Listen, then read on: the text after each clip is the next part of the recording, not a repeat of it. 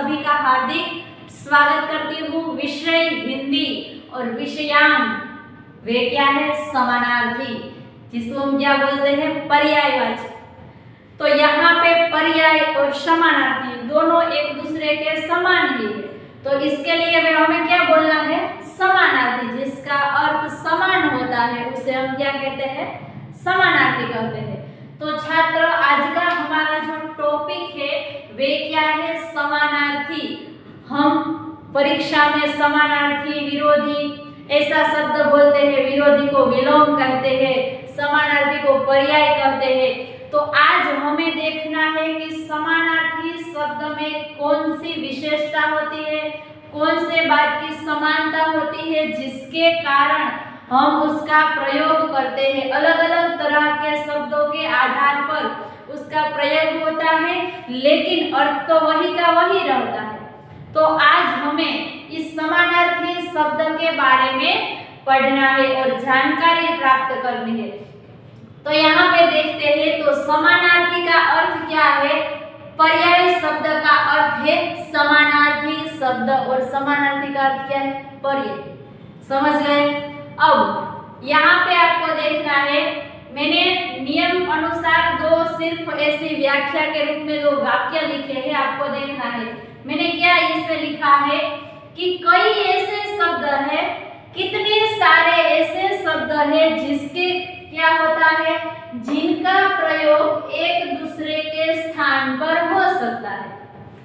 आप कितने सारे सालों से आप पढ़ रहे हो, तो आपको पता है कि यहाँ पे क्या है कि कई ऐसे शब्द है जिनका प्रयोग वे शब्द अगर नहीं है तो उसकी जगह दूसरा शब्द ले सकता है और वाक्य वही का वही रहता है। इसमें किसी भी तरह का बदलाव आता नहीं है। तो छात्र, यहाँ पे देखना है कि मैंने भी ऐसा ही लिखा है। हम देखते हैं, जैसे कि पेड़ की जगह क्या लिख सकते हैं? वृक्ष, तरु, कोई भी शब्द लिख सकते हैं, लेकिन अर्थ तो उसका पेड़ ही होता है ना। चाहे हम वृक्ष लिखे, चाहे हम तरु लिखे। इसके बाद दूसरा वैसा ही लिखा है मैंने, पानी है। पानी को हम क्या बोल सकते हैं? वारी भी बोल सकते हैं, जल भी कह सकते हैं और नीर भी कह सकते हैं।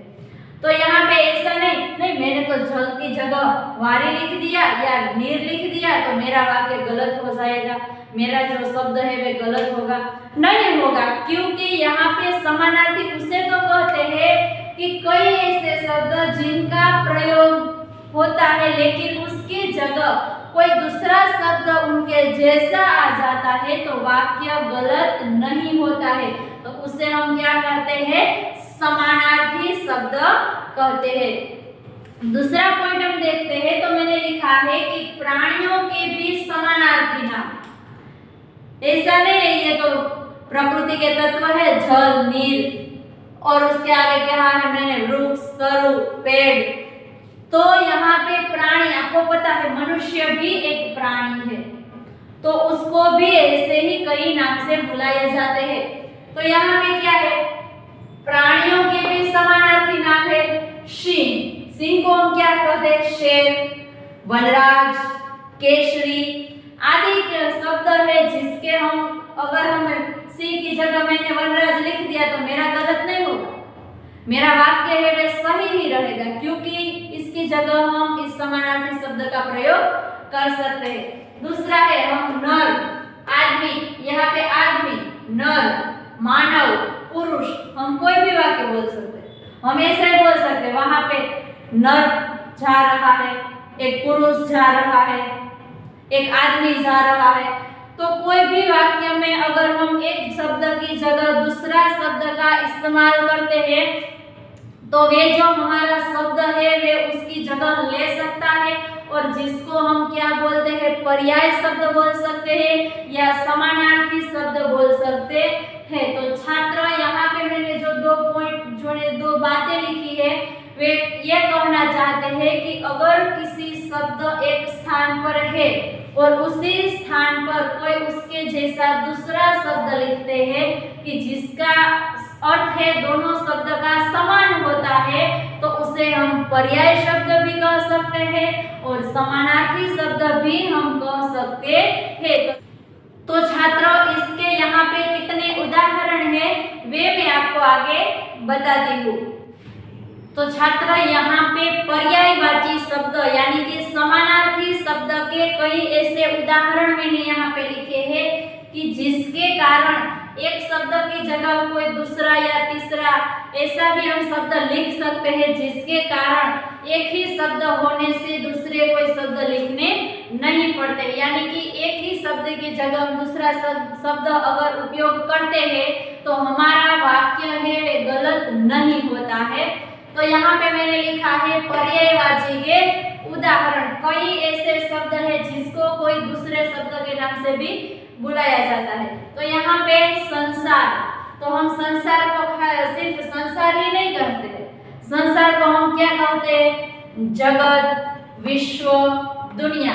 इन चारों में से किसी भी एक शब्द का होना आवश्यक है। दूसरा है आकाश, तो हम इसे गगन भी कह सकते हैं, नभ भी कह सकते हैं और आसमान भी कह सकते हैं।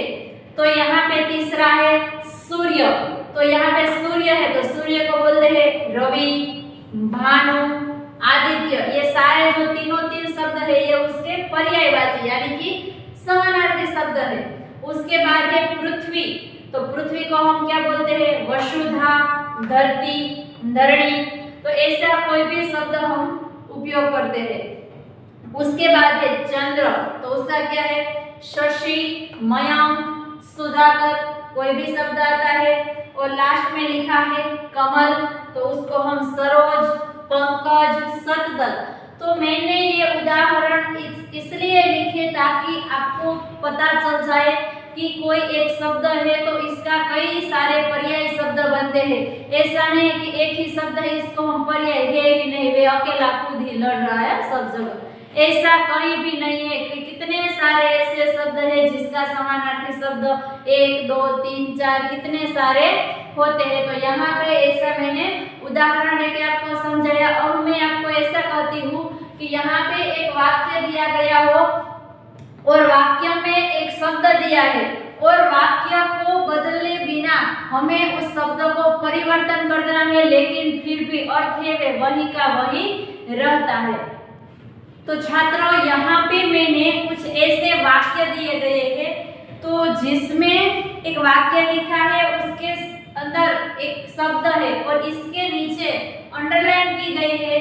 तो आपको देखना है कि इसका समानार्थी क्या होता है, पर्याय शब्द इसका क्या होता है। अगर हम इस शब्द की जगह कोई दूसरा शब्द लिख देते हैं तो वाक्य है वैसे का वैसा ही रहता है।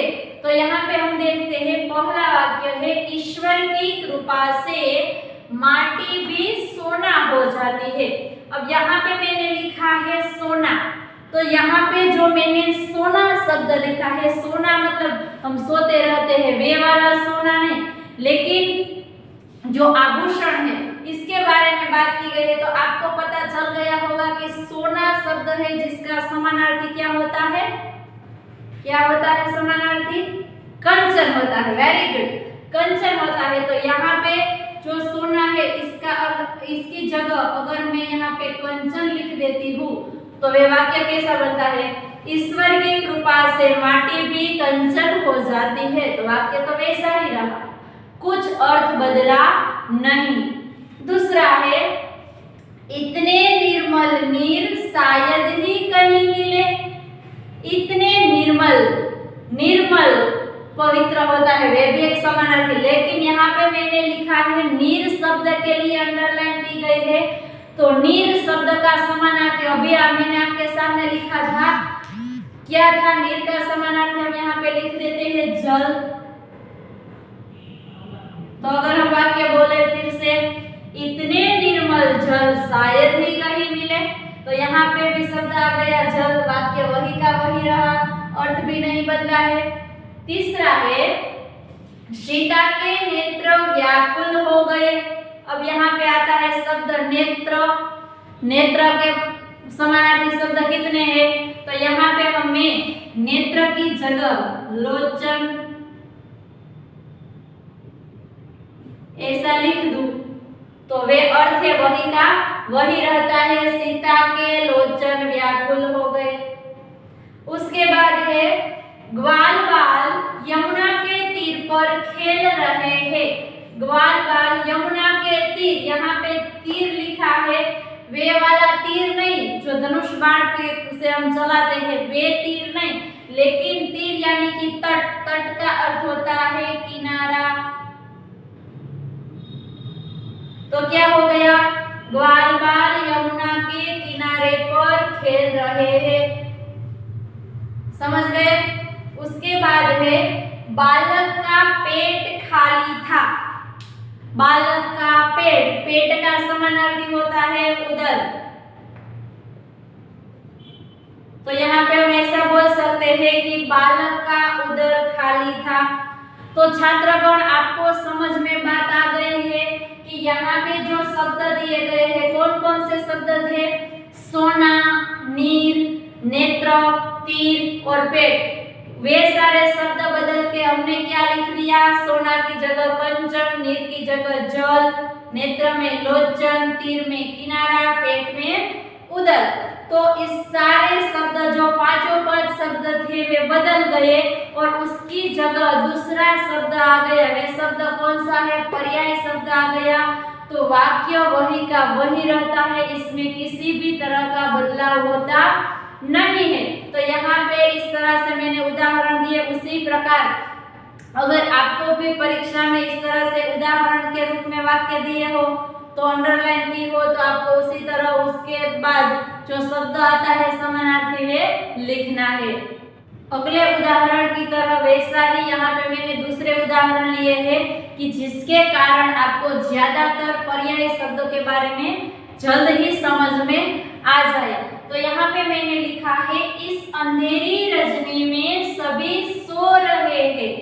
यहाँ पे शब्द लिखा है रजनी। रजनी का समानार्थी होता है रात। सबसे पहले आपको जितने समानार्थी यानी कि पर्याय शब्द है वे आपको सभी तरह से याद कर लेने हैं। तो यहाँ पे आपको याद आ जाएगा कि इस अंधेरी रजनी में सभी सो रहे हैं।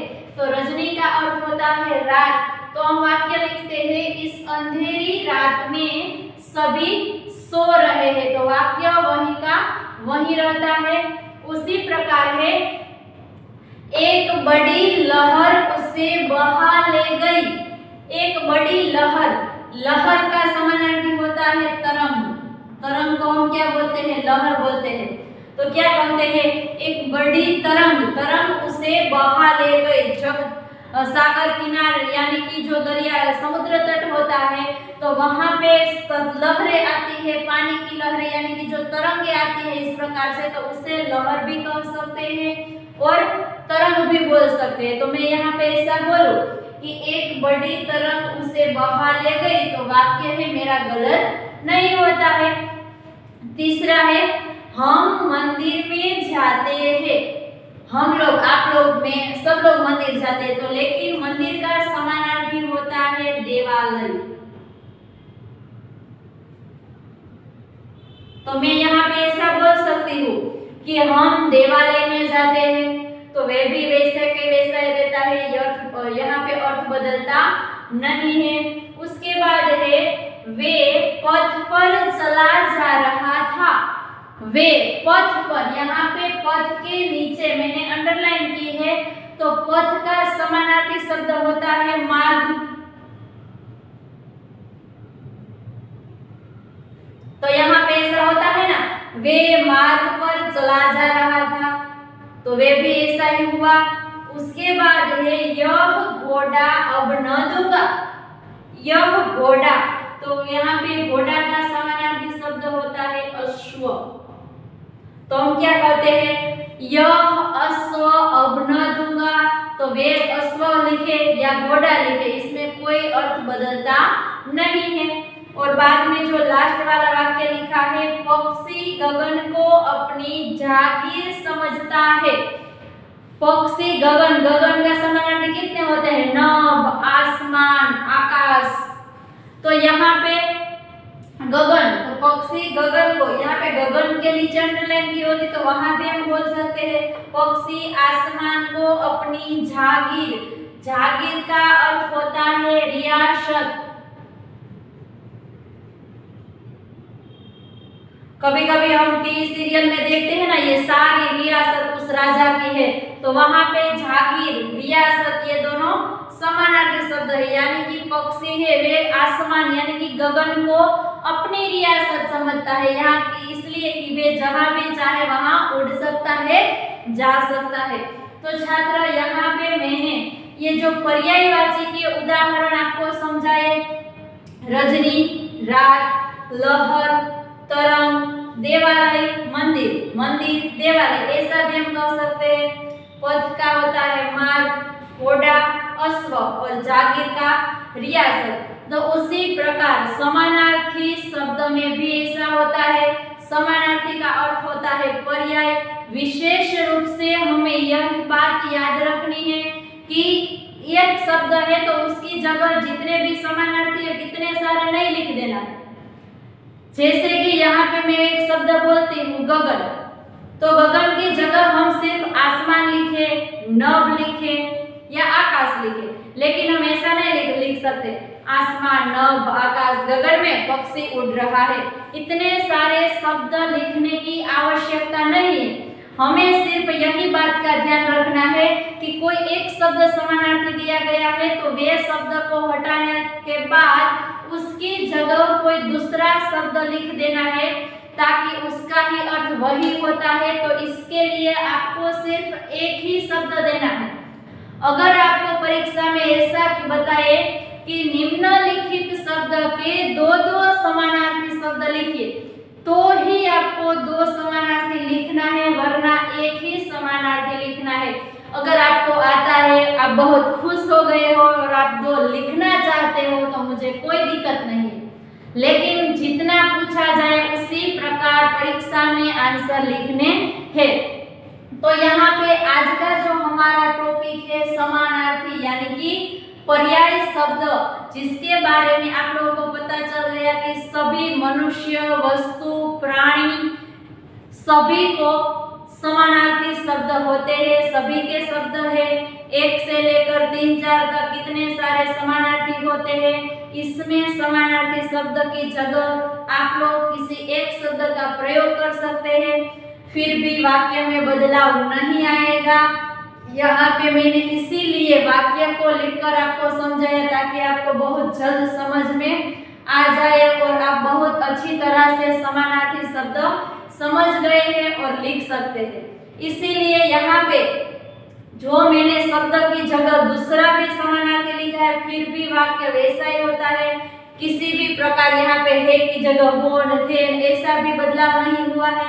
सिर्फ यहाँ पे शब्द भी मैंने बदले हैं। तो अगर आपको यह समझ में आ गया है तो फिर आप अपनी तरह से भी कई समानार्थी शब्द लिख सकते हैं।